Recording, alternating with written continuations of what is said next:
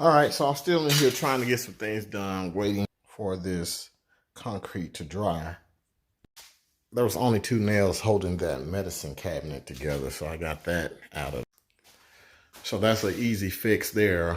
I'm going to have to change this into a 2-gang and that into a 3-gang because the smart switches that I bought didn't come in 4-gang. So I had to reduce this down to 3, and this one is going to be 2. So we'll have to figure out how to get all that done. It's just wires. Just be, cut the power off and just rewire it. Also, the heated floors is probably have to go on this wall here. This is where the power is already accessible to me. So I can't get too far ahead of myself and go ahead and sealing all this stuff up because I have to wait until I get the power, the heated floors in to see what all that is involved. But the stuff that I know that I'm going to do, which is one, I have to remove this socket out of the way because I'm going to have shower jets here. So this socket will probably be moved over here. So the power for this socket is coming out of this gang here. So what I'm going to have to do is probably delete this wire here and make it longer so that it'll fit over here. And I also want to keep this drip line in it, so I have to make it even longer to put here. I'm going to have to make it go down and then back up to keep this drip line in there per code. And then I'm going to tie into it and put another plug inside the cabinet that's going to be here, and that's going to be power for the Moen smart system, smart shower. That's the power that I'm going to use for that. So as you see, I got a few things to do. I was getting all the nails out of these studs here. And now I'm glad this is a non-load bearing wall. I'm going to add the outside stud to this so I can nail sheetrock in so I can get all of this done. Another issue that I see that I'm going to run into is how plumb this wall is not.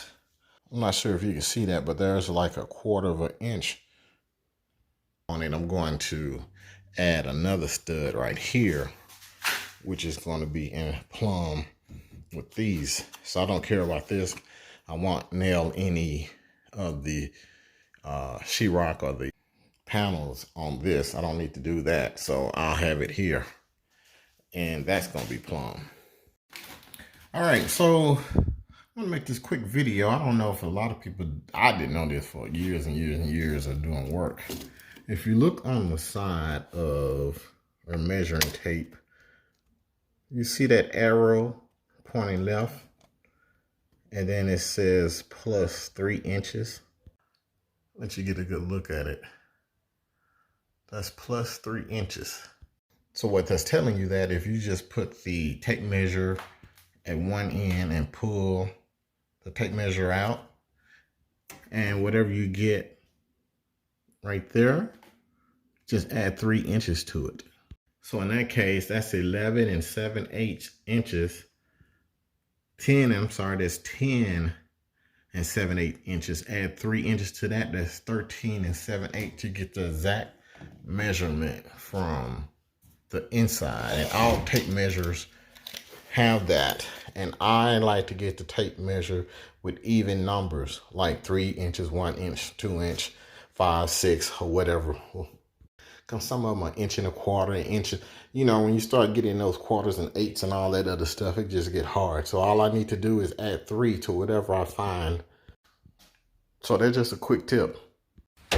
Oh well, we've had a couple freezing nights, and it's time for me to get some fertilizer out on the yard. I had a problem with that pigeon eating everything, every piece of seed that I put out here.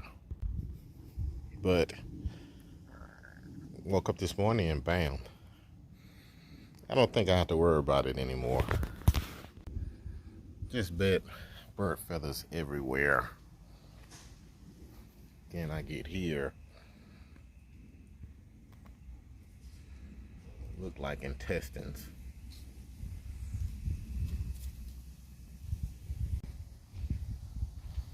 So that means my bird problem is gone. Save me the trouble. Anyway, I'm about to get out of here. I'm gonna still throw some seeds out, and then I'm gonna hit it with some fertilizer, try to wake the grass up. Deal with a lot of these bare spots. As you know, I've been pretty busy in the inside and hadn't had a chance to get out here to the front. I can see the grass coming in spots way down towards the end of the property there. So this is a good opportunity for me to get out of here today, get some overseeding done. Don't have to worry about that pigeon eating everything, because it is once no more. And then I won't drill any screws in this stud, so that way it'll keep my drywall straight, or my shower lining. So this is going to have to go out here. It's going to have to go out another 1.5 inches maybe. So that's work that I have to do. So I guess I'll try to get some of the work in progress instead of the finished portions of different portions. I'm still going to do some bracing up here. This is a non-load bearing wall, but I'm about to do some more bracing of this stud that I have running across. And I'm about to put another stud up right here. And that's going to give me something to nail the, to attach the shower glass to. It's a lot of tedious work for one person and a DIY. You know, I work in the office, but I've been doing home stuff for years, so that's where the skill set came from. It's just work. So here we are. I'm about to put this piece of sheetrock up here, and all I did was measure the distance, the size of it, and scored it. And doing it this way is going to prevent me from having to use the little tape, because once I break it all off on each corner, I've already got the top piece off. I have a piece of tape already around it. Okay, at it again. I need to float some of these walls here, get everything all nice and even, ready for texture. I want to get this bathtub up out of here and get this thing moved around.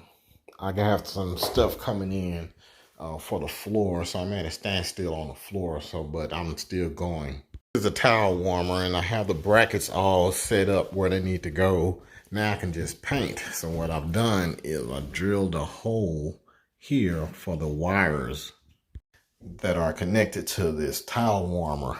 And what I'm going to do is run the wire through here in order to have the connection there. And then I'm just going to fix this drywall patch, leave the rope out, hanging out, so when I get all this painted, I can pull the wires through as I mount the bracket, or rather mount the heated towel rack to the brackets. While I was at it, I went ahead and put a piece of wood that goes from this area to the bottom like this. I just set it there to the bottom so that these brackets can have a real strong footing.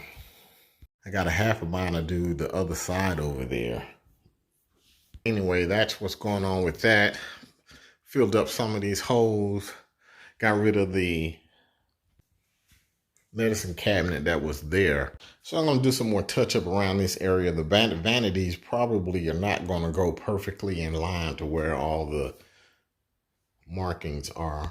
So I'm going to texture all of that just in case it doesn't fit, that I don't have to come back and do any touch up. So I'm going to just finish everything on off. And the next biggest thing I'm going to I decided to leave this out. This is going to be the space for the heated floors. The thermostat is going to go there. I'm going to put another 2-gang outlet here, and this is going to be a 3-gang outlet.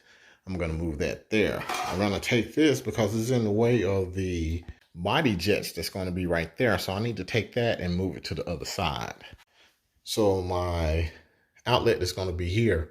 This is going to be GFCI outlet that I'm going to drop down in the inside here because I need electricity for the mowing smart shower system. That's going to be inside the cabinet up against that wall right there. And these are the body jets that's going in. So I got some partial demolition to do, ton of drywall work and texturing and all that to do. And I need to get that stuff done here before the floor warming system gets here, and then I could finish with the floor.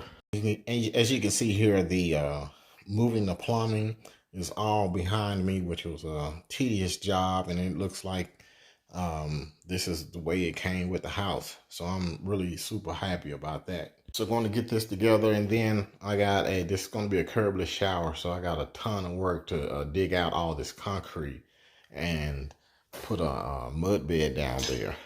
This is all my tools I've been using. I'm trying to get better with the cleaning as I go. But that's a work in progress. So that's the update I got. Hopefully during the next update, I will have had all the sheetrock stuff done, all the tape and bedding done, and I'll be starting up with the texturing. Once I've done all of that, then obviously I'm going to paint all of what I can paint. I'm going to paint everything up. We're going to get rid of these lights here and get the mirrors with the light included and on both sides here. So I have those ordered. So when those get here, that'll take care of the lighting. And then I'll be changing all those lights to the canvas lights. That's the update that I have right now. I have to get out there in the yard to show you the progress on the fescue grass that I got going on. And, it's a lot. This door, I decided not to put a full door here. I'm just going to, a pre-hung door. I'm just going to replace the slab and leave that up there. It's been a slow progress. I have a few days off coming up, so hopefully I can make some huge strides during those days off. And I'll be almost ready to get this tile on this floor, and I need to get this system marked up. I also need to get the plumbing. I got the pipe ordered to do all the plumbing in here, getting ready for that. That's about it for this video, so I'll see you guys in the next video.